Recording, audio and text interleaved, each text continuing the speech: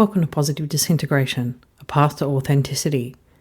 Today we're talking with Joey Lawrence about disintegration and neurodiversity.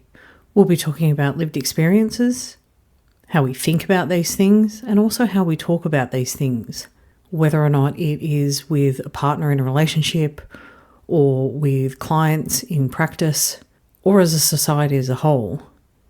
The one thing that stood out to me from this discussion is the importance of being on the same page and reaching a place of mutual understanding. But how do we get there? Well, we're going to talk about this and a lot more in this episode.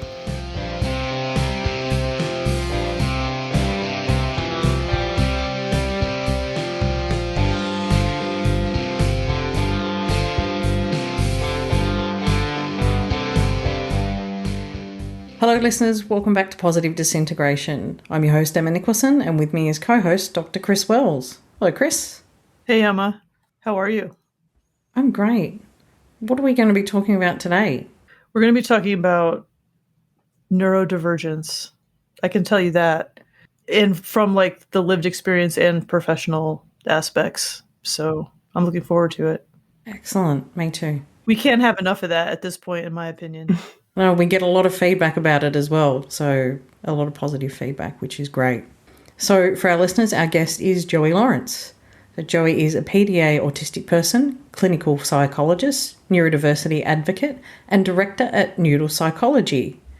Joey and the team at Noodle are passionate about creating neurodivergent safe spaces and providing unmasked support services and education for neurodivergent people, their loved ones, and the broader community. She also shares her lived experience with the world via TikTok.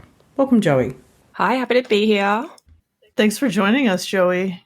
We met like in a Facebook group, but I remember sharing a paper that I wrote in a group and you responded and were like, I know who you are, which was such a weird experience for me. And you even had like a link to my paper on your website, which really, I have to be honest, blew my mind. I mean, in like the best possible way.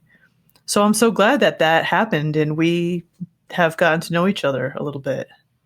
Yes, I'm not sure if you've had that experience of someone fanning on you, which I have had a little bit from my TikTok, but it is a strange one, but that is exactly what happened when I saw your name pop up. I think I was asking about resources for twice exceptional people and you're like, hey, I wrote about this. I'm like, this paper? Oh my God, we need to talk. Yeah, that was such an interesting experience. It's so true. Like I'm still adjusting to people knowing who I am, period. And honestly, they don't always have a good reaction to me, which is also something to adjust to. But I mean, whatever, I think that you're always going to have some degree of like haters when you are in the public eye at all. So it's just something to adjust to. But I mean, it's hard when you're sensitive though. Yes, I've done a lot of disintegrating around that dynamic. So I'm sure that will come up, given my experiences of disintegration and how central that's been for me. But yeah, I did sort of creep on you and like, I don't know if that's the right way to put it, but was like, hey, like there's some things that I think would be interesting to talk about with you from what I've been working on. And I have to throw in that Chris was just as excited to talk to you because I know Chris was like, oh, have you seen Joy in her TikTok? This is fantastic. That's right. Yeah, I feel like there's a lot of overlaps with what we're interested in. Well, I know that you listen to the podcast, so you must know that the first thing that I want to know about is like how you discovered Dabrowski's theory. I think I was already well into disintegration by the time I discovered it, which was very good timing. I was actually helping out a friend of mine who had an IQ test. And because I studied neuropsychology, I have a doctorate in clinical neuropsychology. I was looking at their results and they are a late diagnosed autistic person who is AFAB, so assigned female at birth. And I was looking through their results. I'm like, all your results are in the 99th percentile. So did they talk about giftedness or anything like that? What? Giftedness? Okay, well, I'm not really sure why that didn't come up, but yeah, it could be worth looking into. But given I really didn't have that much education around giftedness, even though I did a neuropsychology degree, I was like, well, I should look into this. And then I found the conversations on gifted trauma I was listening to that, really just to help my friend understand their experience. And then things started to weirdly click into place, which led to an extreme hyperfocus and coming to overexcitabilities, TPD. And at that point, the info dumping was extremely intense for my partner, who's been very great. But yeah, I was like, I do not know how this is not something that I like. Why did I not learn this? This explains so much of the experiences that my clients are having. And I feel as if this not being in the mental health system is like at this point worrying. It just felt so important. And from then on, I integrated that into the work that I do with my clients and continue to work with the theory and try to expand on it. Interesting. And the fact that you're in Australia, I mean, I know that in some ways it's even worse there than it is here in the United States when it comes to giftedness as like something that culturally is kind of frowned upon. Well, I must say that I haven't really had that many experiences with that even being something that's discussed. What I have experienced is probably just stigmatization or erasure of giftedness, and it's very controversial. I was going to say erasure is probably the better term. Not even stigmatization, it's just there's no visibility of it at all. And when it is, it's squish. Squish indeed. Right. We would love to hear more about your own journey. Like, I don't know much about, were you diagnosed autistic in adulthood? Do you want to say something, if you don't mind, about PDA? Because our listeners, Emma introduced you as a PDA autistic person, and they may not know what PDA is. Would you mind giving a little education around that, please? Yeah, sure. Well, I was identified in adulthood, self-identified, because I am a psychologist, so I felt a little bit more confident in my own self-identification. But then I was officially identified or diagnosed, whatever word you want to use, by a trusted psychologist, which is very important in being identified. But then in exploring my own experiences, I came across PDA. So PDA, again, is a very controversial or a concept that's disagreed on within the autism community. Okay, so PDA is a term that means pathological demand avoidance, and it's thought to be a profile in autism. But a lot of people who identify as PDA prefer the term persistent drive for autonomy. And the way that I like to view it is a persistent desire for authenticity. And it's this profile that's really about having really strong involuntary responses to anything that impinges upon autonomy, whether that's perceived or actual, and has a number of features that are associated with really just picking up on power differentials that are being applied to the person, whether or not they consciously perceive it as being that, but having a dysregulating response to that being applied, to the extent that even a question that's phrased that has some way of insinuating that person is above you in some sort of hierarchy can create a stress response in the person. So there are a number of different approaches that need to be used for PDA people. PDA people do not respond to traditional approaches, down to everything to do with, quote unquote, executive function, parenting, relationships. Everything is different for a PDA person. I self-identified with that because my therapist at the time did not agree that it was kind of like a thing. But yeah, I've since sort of just done my own work and developed my own criteria and everything for it, as you do. I wonder about it with ADHD. I know it's seen as a profile of autism, but when I discovered PDA and started reading about it, I was like, oh my gosh, this is so familiar to me, but I haven't really seen myself as autistic. I was diagnosed with ADHD and have identified for a long time as an ADHDer. And so I wonder, I hope that eventually there'll be enough research and progress that we can better understand this kind of thing from multiple kinds of neurodivergence. Yeah, there is a lot of people who are talking about how people who are PDA tend to also be an ADHDer. And the other thing about PDA profile of autism is that such individuals tend to mask very highly, and they have an interest in social matters. So it's kind of like the autistic hyperfocuses in society. So that's going to look very different to your traditional sort of, I guess, stereotype view of autism, where you're not aware socially. It's sort of like you're hyper aware or more aware, but in a different way. And yeah, things start to get very interesting when you look at a hyper focus on social dynamics. So when you were young, did you struggle? You're a psychologist and you have a doctorate, so obviously you managed to be successful academically. But like when you discovered these things about yourself in adulthood, tell us how it felt, to have the moment of discovery around autism and PDA and maybe giftedness, if that wasn't something that you were like aware of when you were young. Yeah, well, the ADHD came first because at the time that was the understanding of neurodivergence that was discussed more commonly. And I guess it was sort of like a series of disintegrations. It's probably the best way I can put it.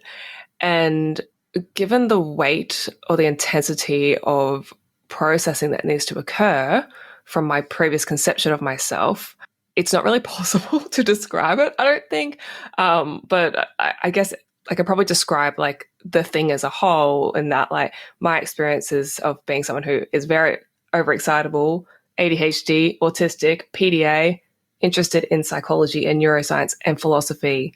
And then on top of that, I was also experiencing systemic oppression and vicarious trauma through other people who are having systemic oppression, who are neurodivergent at the same time. So you can only imagine, what that's going to do to a person. Yeah. I can only really describe it in like poetry, probably, which I don't know if it's really poetry, but I've got a couple of things that I wrote that I can maybe use as like phenomenological, that's a very hard word to say, data or information to describe the process. But yeah, I don't have to go into that. Very intense. You're like a natural theorist too. I wanted to bring that up while we're recording today. I mean, you, like, one of the first things you sent me was your own theory of how neurodivergence and overexcitabilities are connected, which was so interesting. And I actually was looking at it this week. When I came to all of this and I discovered the theory and I started going down the rabbit holes, I mean, it just felt like my mind was exploding. I used to write that regularly, like my thoughts are exploding. And it was kind of an overwhelming experience. And I wonder how it's been for you, because I relate to you so much when I see you, on social media talking about this stuff. You just naturally see all the connections. And I'm not sure like what question there is in what I'm saying right now, but feel free to run with it if you can. Yeah, I had a gifted assessment, and the outcome was we did come to somewhat of an understanding about the profile, which for me is kind of one way to understand, because I don't think there's ever really just one way to understand experience. But anyhow, I digress.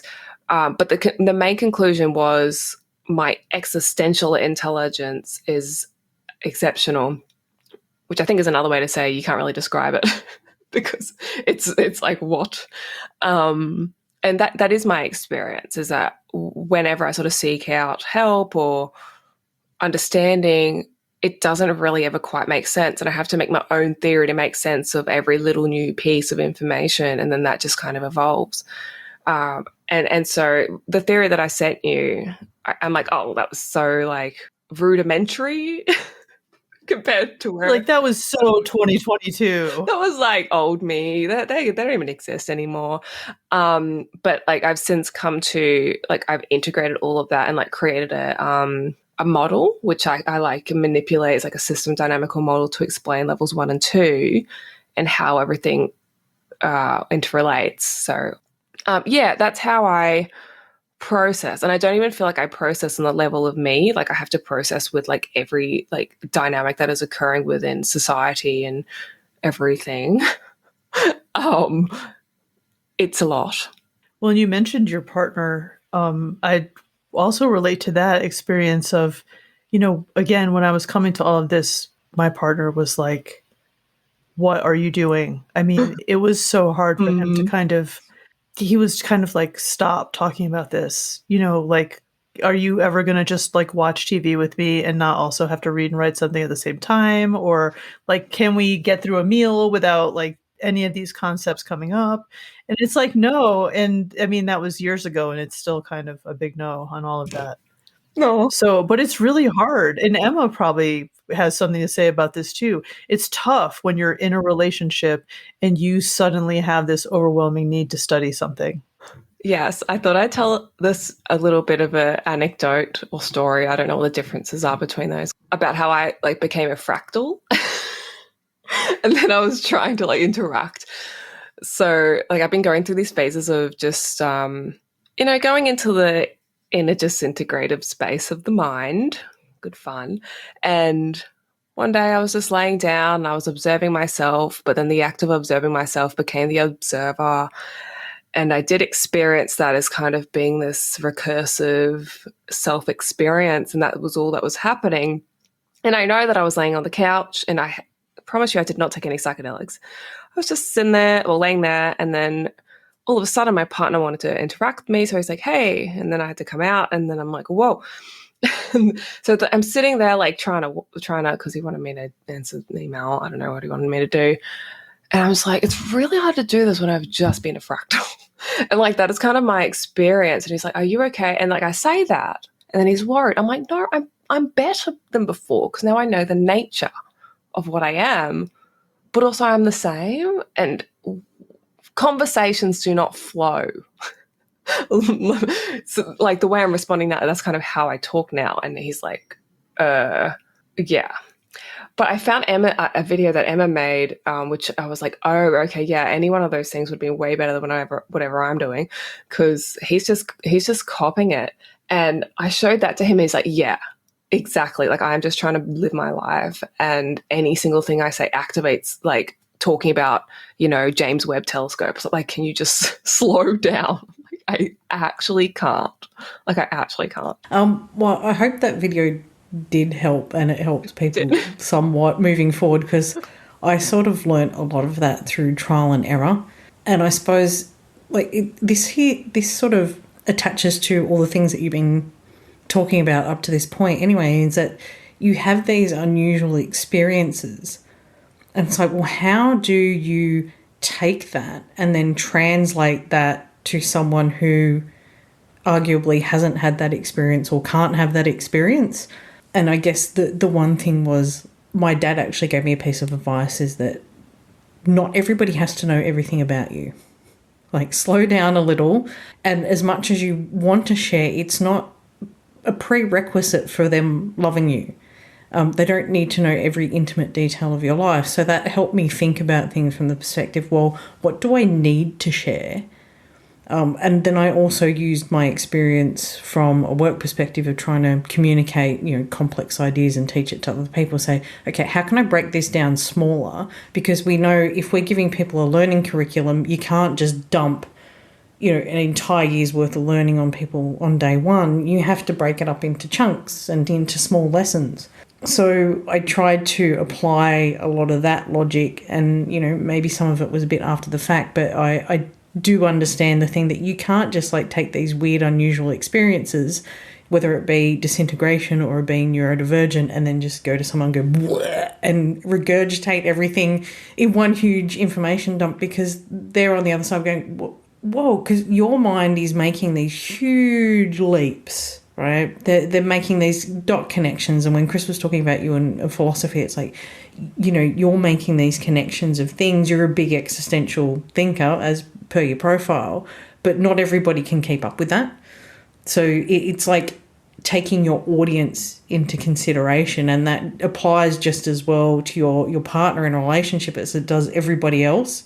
Because I think sometimes we forget the person that we're in the relationship with is not is not us, and they're not always thinking on the same line. It's like, yes, they are still audience, they are still their own person doing their own thing with their own needs, and sometimes we get a bit blindsided with that because we have that really strong connection. It's like, well, they love us, surely they can stay on the same page with us. It's like, it's not always possible. That's where the work in the relationship comes in, to stay on the same page.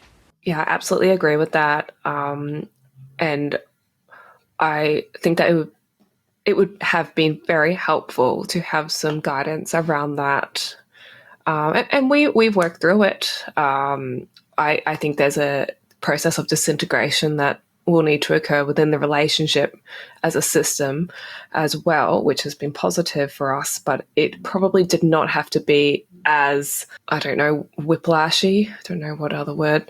So I agree with your conclusions that there are some additional challenges that come with neurodivergence as well. I sort of feel as if I need some kind of like device to electric shock me like every 12 seconds to remind me to be on, like, communicate, not about things that are like so existential all the time. And then I also assume that other people know what I'm talking about. Like they'll be saying something, and I'm like, like David Bohm's, implicate order, like that's and I like just there's when I become into that, like in that space, I just go, yeah, you must know this, or give everyone the benefit of the doubt, and they're like, and then they feel like I'm doing something wrong, and I'm just like, then it'll break down. It breaks down. So it's a challenging process, but I think I need an Apple Watch to remind me, like, be somewhat okay and normal to talk to, like internalized ableism there, right? But yeah, it's a very difficult thing to manage,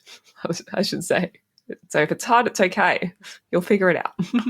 I think there's a couple of things in that, insofar as you can find other spaces where people kind of do know what you're talking about. So whether or not you're finding that online community of other neurodivergent people, or, people who have, studied psychology or whatever, that understand the theory behind it. So, and also too, it's a bit unfair to expect your partner to bear all the burden of being, wearing all hats and being all things to you. So finding that outlet where you can then go blah and people can keep up with you is kind of important, and sort of share the load around. But I also did a blog about are you a thought dancer?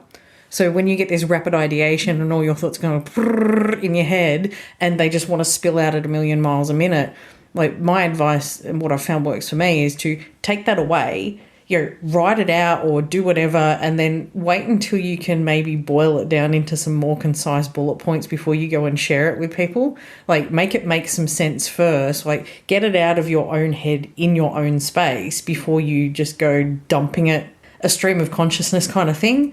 And so you can take that away and be your own sounding board, I guess, through journaling or writing or doing whatever you're doing, or recording it on voice. And then once you've condensed it down and made it a little bit more palatable and simplified, you can take it away and share it with other people. So I think there's a couple of ways to actually manage that. But you're right, it's the actual reminding yourself to catch yourself in that moment and say, oh, we're doing that thing again. Yeah, absolutely. And there's kind of like a trauma element to this as well. I mean, the thought dancing is something, when you said that, I'm like, yeah, that is kind of how my mind works. It's very non-linear. Like what we're talking about now, I'm kind of connecting that to like 4 conversations ago, and like the whole picture of that is like what I would take as the conclusion.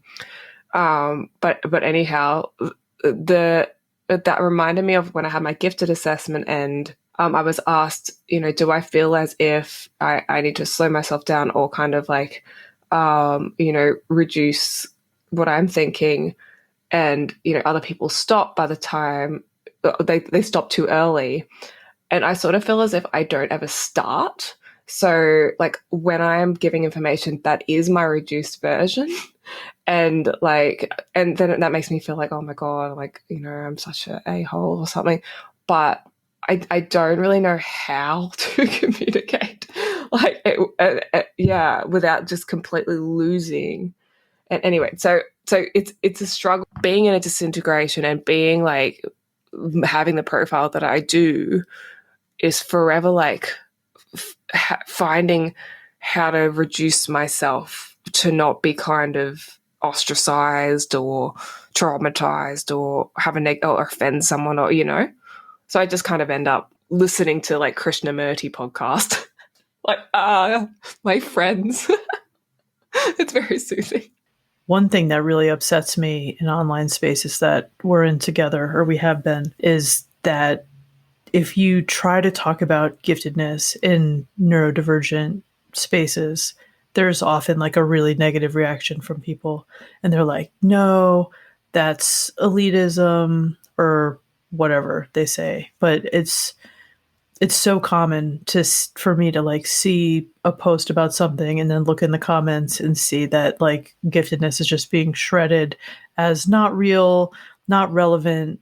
And yet, like, what we're talking about right now is the experience of giftedness and, other kinds of neurodivergent. Like, giftedness is what makes it so hard for us to rein in our thoughts, to be able to express them in a way that other people can accept. I mean, I spent a lot of my life not being myself, not being able to share who I am, like, in all of my intensity.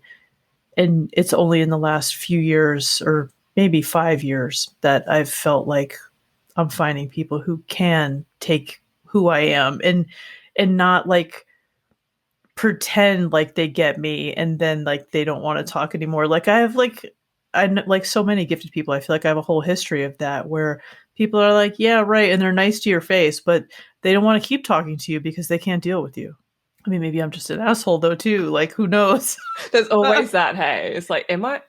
Nah, I'm just an asshole. Because that's the feedback, that is, and it's fair enough, because if we look at the reality of somebody who does not sort of, shoot off into all these directions, how they may perceive that if they also hierarchize their reality is that of domination. And there's an extreme level of double empathy problem when we look at between neurotypes, although that's controversial. But when you have a different worldview that's so fundamentally different, you have trouble empathizing with one another. And for them, you very much do look like the a-hole. But when you have a PDA profile and you do not want to upset anyone and you have injustice sensitivity as well, like I want to treat people fairly, then that just spirals and creates extreme anxiety and then reflection. And it's just like being conscious is very exhausting. That's kind of what I just kind of want to go into the forest and look at a tree. But then I'm overwhelmed by how beautiful that is. So yeah, the disintegration plus all this is very difficult. And I'm only really a year into this, and it just keeps getting more intense. So I don't have any answers right now. Apart from yes, it's hard. Can I go into analogy time? Yes, please. I love my analogy. The way I see it is when you're a very intense person, and Chris, you were talking about, being gifted and it being perceived as almost an elitist thing. I think part of the problem is it's almost like you're burning hot, like a furnace, like a really intense fire. You're a very intense person and you feel like people are continually trying to smother your flames. And, you're having to mask because you're being told, tone it down. But part of the reason why that perception comes about is that people get burnt by that fire as well. People who aren't built to take that heat, they can actually be hurt or perplexed or whatever for us going out a million miles a minute and super intense, and particularly in those relationship settings where you're like, my head's exploding and I'm having all these feelings, and they're like, whoa, like it's hard for them to watch you hurt. It's hard for them to keep up with your thoughts. And so that places a stress on them. And so it's this balancing act between how do I find spaces where my flame is not being smothered, but also how can I learn to control my own fire so I don't burn other people with it? And it's not easy. It's not an easy dance to do, but I guess we just have to be conscious that, we're sitting on this very powerful thing and this powerful experience. Like, we have to find the space to let it out and burn as hot as we can, but we also have to be conscious of, that whole subject object. How does that, scorch someone else? You just reminded me of Aurora's Embracing Intensity podcast. Her logo is like a flame, and it's like, use your fire without getting burned, and so like, it's kind of perfect for what you just used as your analogy there, Emma. Well, I mean, it's true. Like, if it's so hard to be this way, and like, that's why when people talk about giftedness from that elitism kind of way, it's like, I understand why you think it's that way, but let me tell you that giftedness does not feel like a gift. I have a friend, Jen, that came up today. I had my study group session and I mentioned the title of her book, and I'm going to say it again. My friend Jen Merrill wrote a book called If This Is a Gift, Can I Give It Back? I mean, yeah, that's been my experience of giftedness. Like, I absolutely would have given it back when I was young to be normal. I wrote so often in my journal, why can't I just be normal? When will I be normal? I just want to be normal. That was my goal. That's so sad to me that I was like, how can I put myself into this box so I can fit with everybody else? Like, we should never be aspiring to be normal, like whatever that is. I don't even know what that is, but as a kid, that's what I wanted. Managing these dynamics for everybody to be able to, have some peace, it is extremely challenging. And that kind of leads me to thinking about TPD and how I've interpreted all these dynamics in terms of like, so the way kind of I think about things, it's like a system dynamics perspective where if I am interacting with somebody and they're having a reaction to me, I sort of see that as bringing out things within themselves that for whatever reason is part of their like stuff. Like, that kind of is the potential for a disintegration within them. But they may experience cognitive dissonance or experience that as distressing. So then they need to oppose me to protect themselves from their own disintegration. And then I disintegrate more because that creates distance. So it's this very, and I know it sort of sounds really weird and stuff, but like it's this very dynamical process that I see. Like, I'll kind of say, like, and as much as kind of it's like, yes, explain things in a way people can understand and be kind. And even when I do that, I feel like just my existence is very like hard for people to be with. It's like I kind of have this disintegrating effect, and I'm not trying to do that. But when I unmask, even like a little bit, things just happen, and friendships shift, and suddenly I'm like, all sorts of names are being used and so on. But yeah, I sort of see that as okay, and then that makes me sort of figure out how I can navigate the world and and like where I need to go in the world to create a space where more people can be like themselves. Hopefully I'm giving a sense for how dynamical I kind of see all these things. It's actually leading me maybe into the next thing that I wanted to ask you about, which is, can you tell us a bit about your work as a psychologist? Do you work like strictly with adults? Do you work with kids too? And do you use the theory in your practice? And what's that like for you? Yeah, so I work predominantly with adults. And most of the people that I get who are wanting help are exploring neurodivergence in adulthood. I do have a couple of kids, but we kind of use interest-based therapy. So whatever they're interested in, like gaming, art, and then we work through that. So the way that I work for people is like I kind of use this dynamical perspective, and it integrates TPD. So when I meet with somebody, I profile their neurodivergence, and that includes, all these sort of different labels and things, their pattern of overexcitabilities, how they all interact, and like what phase of development they're at. And then from there, it becomes a dynamical thing where our work together is sort of matching where they need to be. So if they sort of are, disintegrating or something like that, they may need a container if it's getting too intense.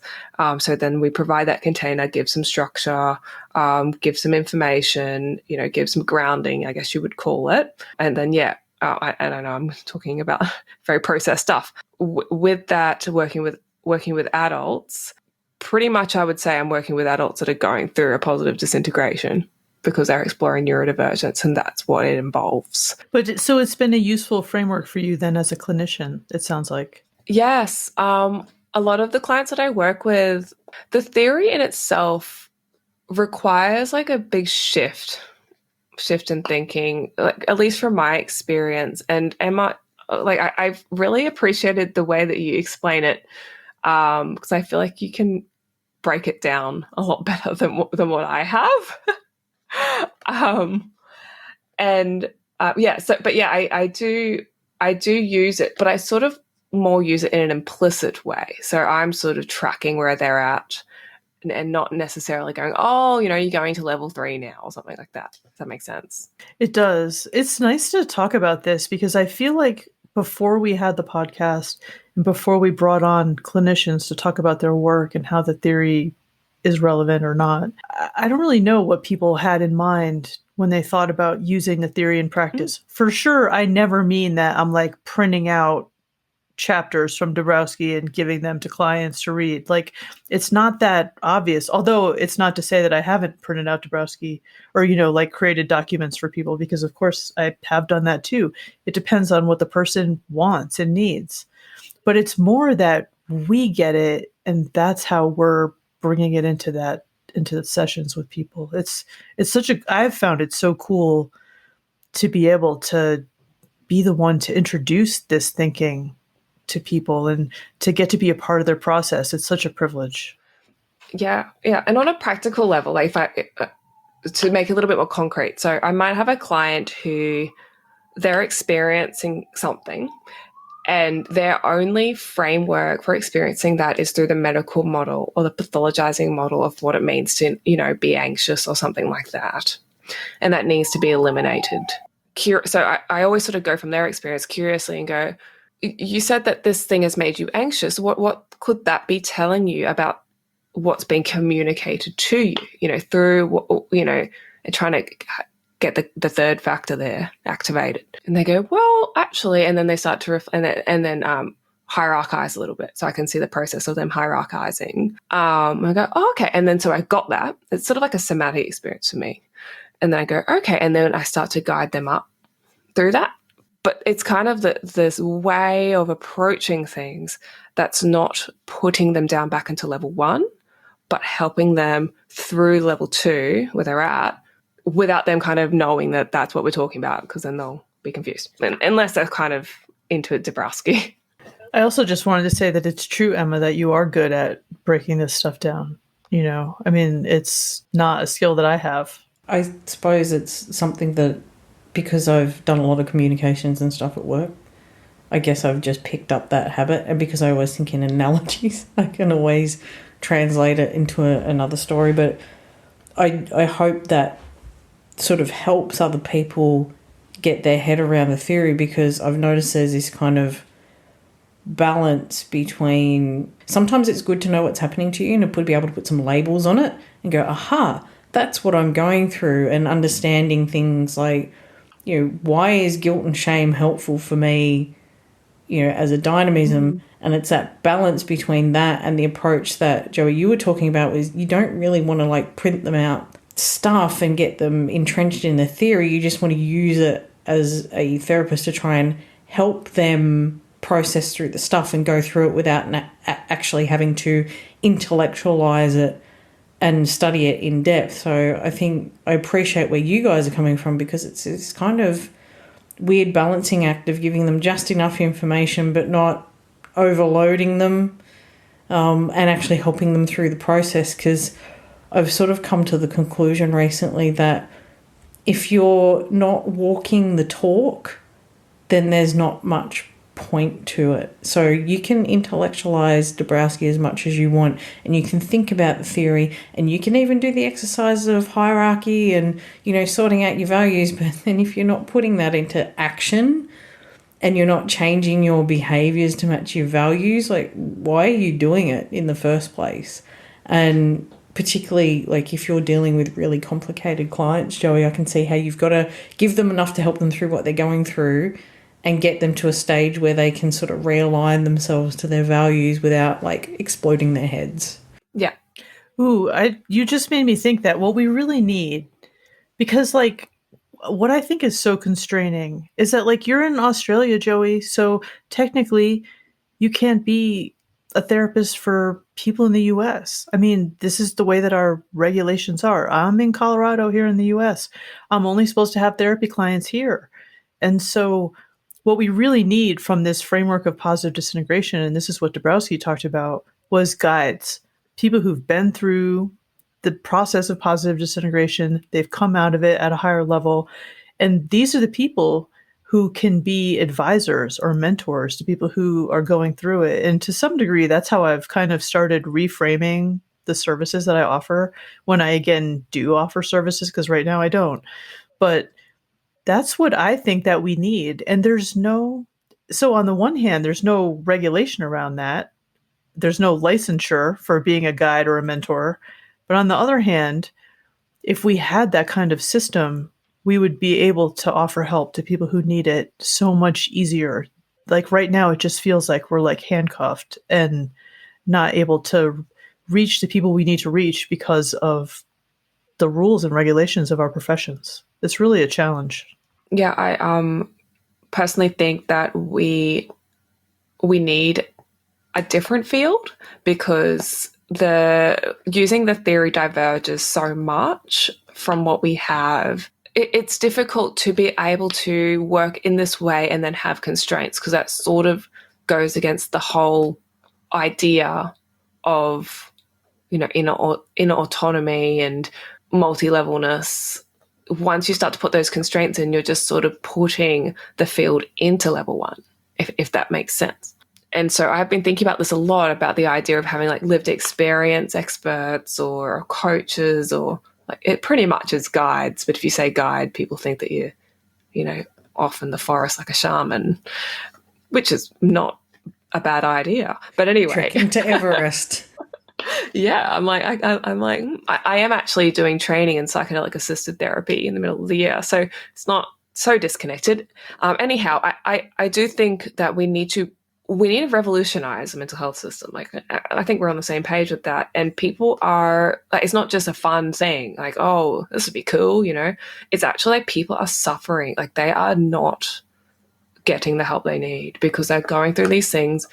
They go and try to seek help and they get kind of re-traumatized because they are told that there is something wrong with them for having these experiences. They might be institutional. Like, I mean, I don't want to go on too much about this. The only reason I've avoided this is because I have the privilege to have the knowledge to know what's going on. I am actually quite worried about a lot of people they are too terrified to even speak to anyone who's a mental health professional because of what could happen to them. And yeah, academically interesting. In terms of the actual health implications of not using TPD, that seems like a dire need, in my opinion. You're not the only one with that opinion.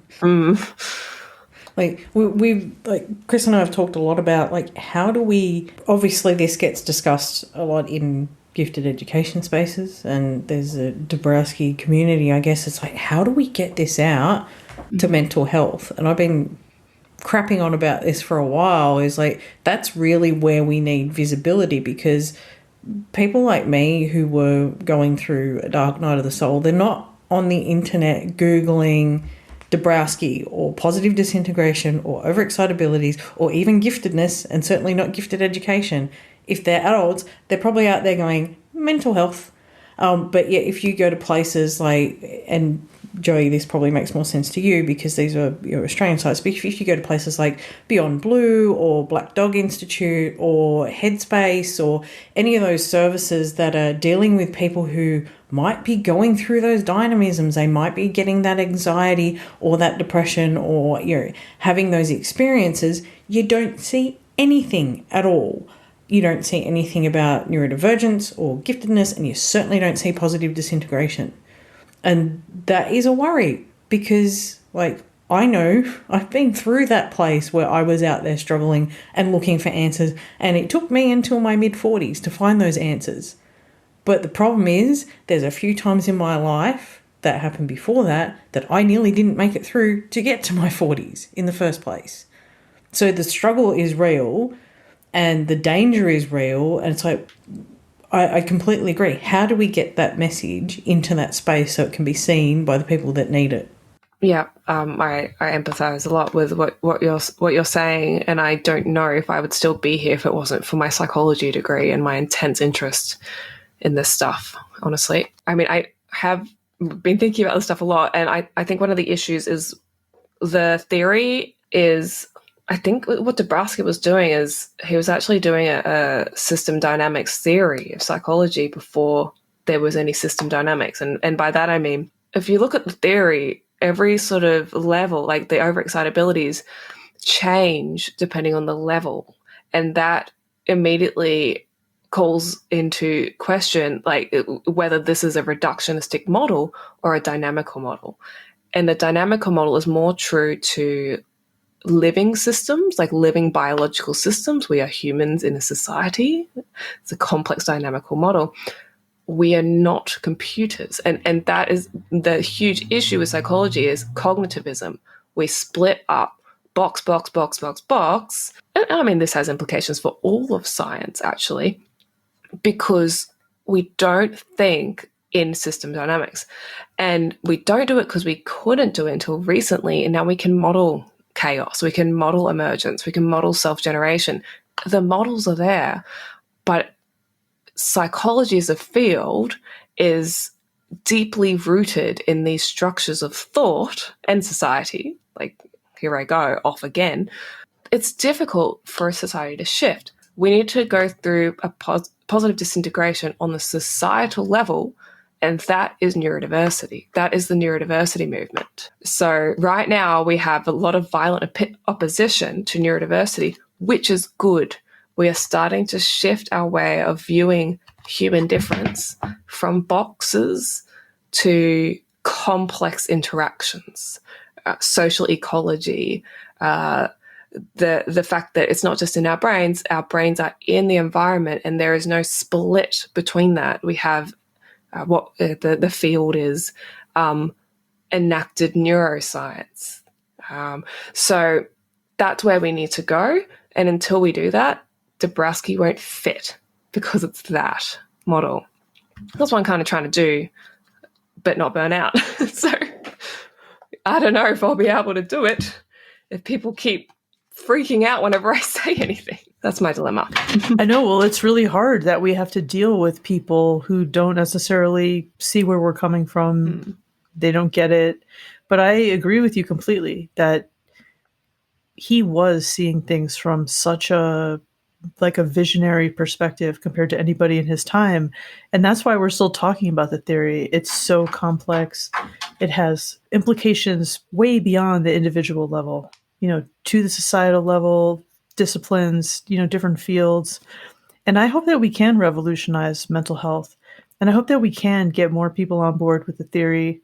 And this kind of ties into the last thing that I wanted to ask you about today, which is, can you say something about how we can use this theory and our understanding of neurodivergence to better support the people that we work with? And, however that looks, whatever their flavors of neurodivergence are, what advice do you have for other people who are doing this work? The biggest takeaway from the theory for me is that it is not always helpful. In fact, it could be harmful at times to view distressing human experiences as pathology. Once that idea is appreciated, I think that we'll see development in our field. And people can, I guess, practically, when someone is in front of you and they are distressed, could this be a sign of growth for them? That's a huge lens change. When you're being trained to be a clinician, you take classes on the DSM or learning how to diagnose. And then, maybe in your internship or practicum, you work with somebody who doesn't just pathologize and diagnose and who is able to see things from, other perspectives. But it's not easy to reach clinicians and help them understand this theory, because even though it makes sense to us when we're talking about this, those of us who know it and get it, it really does go against the basic just way that counseling, social work, psychology are done in practice, which is unfortunately not always looking to see if somebody's going through growth. And I guess it depends too by field. Each of these fields that we're talking about has different best practices and, different lenses. But I can say that in my lived experience of having many dozens of clinicians, only a few of them didn't pathologize me. I remember like one man that I saw when I was like 22. Like, he was one of the few people who was like, oh, what you're describing is an incredible imagination and creativity, But unfortunately, I had so much internalized ableism at that time that I was like, I just disregarded what he said and was like, well, I need to find a clinician who is going to pathologize me. Like, that can't be right, that this is just creativity. Like, this is something that's wrong with me. It's so hard to battle like that kind of feeling of, internalized ableism too, because that's just how it's just too easy to fall into it. It must be something wrong with me. Yes, there are people out there that won't pathologize, and there's becoming more of them. So I have hope. I have hope too. And it's true that the pushback against the neurodiversity movement to some degree is baffling to me, because it seems so self-evident and obvious that this is something we should embrace and work with and be happy about. But change is hard. It's hard for people to wrap their heads around this idea that we can even celebrate being autistic or ADHD or whatever. All of these things, like, what benefit is there in seeing that? Like, what benefit is there for my kid and being like, well, there's something wrong with you. You have dyslexia. It's such a lens shift to be like, I am dyslexic. And it means that I have an experience of, understanding visual spatial stuff like so beyond you. And that's what I see in him. And it's like, it just seems like such a no-brainer to me that this is something to celebrate. And yet we have opponents. Yep, that's how disintegration works, I guess. I guess. Yeah. And who knows, like, it's so funny too that, like, in my mind, I want this to be a fast disintegration where we like get through it and it's not like super messy. And it's like, I've forgotten how disintegration works. That sometimes it's slow and brutal. And not all of us will be able to, like, I sort of feel as if we're all doing it together, and some of us will be able to go, okay, now I need to go to the beach for 3 months because I can't anymore.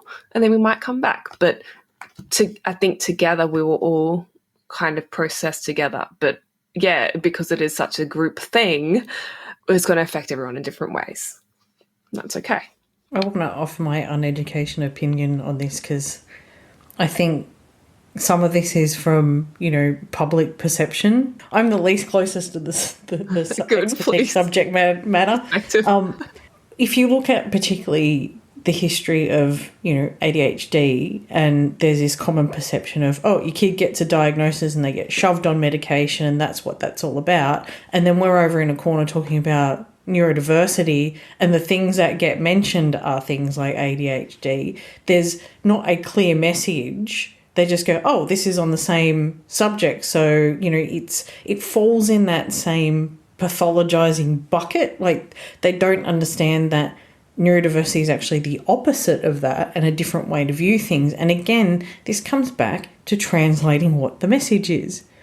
In all things that we've talked about translating for your partner and translating the theory so it can be understood and translating the theory into clinical work. It's also about taking that message of, here's what we mean when we talk about neurodiversity, and here's what we mean when we talk about giftedness, and making it as simple and bite-sized and crystal clear so there's no room for misinterpretation as humanly possible. So rather than having a rapid conversation over here about neurodivergence and people get every, 10th word that falls out and put it together to make their own conclusion. We need to be super articulate and concise about what it is that we want people to take away as the key message here. Yeah, it's extremely difficult. Yeah, it does. I agree with you. And I think that we need to, it's kind of like a process that goes back and forth with kind of trying to understand what it is that's going on in the complex way, and then feeding that to the translation, knowing that in translation we are always boxing and we're using the language of the old model. So there has to be a transition phase to when we can think in system dynamics, which is possible, but we have to shift our way of thinking, not just what we're thinking. And in order to shift our way of thinking, people need to know what that way is. And I've lost the ability to translate, clearly. But I think that's what we need to translate. We need a shift in thinking. That's hard. It is hard, but it's true that we do need to think about this stuff differently than we have. Yeah, I mean, I have hope that it's possible, but it's going to come from a grassroots movement of researchers, clinicians, and people with lived experience who come together to say, this is what we're talking about, this is what this is like, this is what works, rather than what we've had historically, which is the lens of pathology being put on people, researchers who aren't autistic, doing research about autism and trying to figure out what it is by what it looks like. All of this is problematic. And so we kind of need to burn down the current state of affairs and research in a lot of these areas and just start fresh. And I know that I would like to link in the show notes to the group that we're both in that's called Autistic Researchers Researching Autism, because I think that is such a great group and such an interesting mix of people. And I'm in it, even though I am not sure if I'm autistic. Maybe I am, I don't know, but I'm for sure neurodivergent. And so I said that when I joined. So, but this is the kind of thing we need, is to have communities and spaces where people who get it are having a say in research and practice. Well, thank you so much for joining us. I feel like this has been a great episode, even though I am super tired today and was very concerned that I was just going to pass out while we were in the middle of this. So I'm glad that didn't happen. Well, so wonderful to speak about my passions, and I hope that this is helpful or inspiring to your listeners. I'm sure it will be inspiring. And so thank you, Joey, and thank you, Chris, as well. Always a pleasure. Thank you. It is always a pleasure. And thank you to our listeners. We always appreciate you coming along for the ride with us as well. This podcast is brought to you by the Dabrowski Centre. If you like what you've heard, please consider leaving a donation through the link in the show notes. And if you're listening to us on Apple or Spotify, consider leaving us a review or a rating. You can get in contact with us at positivedisIntegration.pod@gmail.com, and you can follow us on Instagram and Facebook.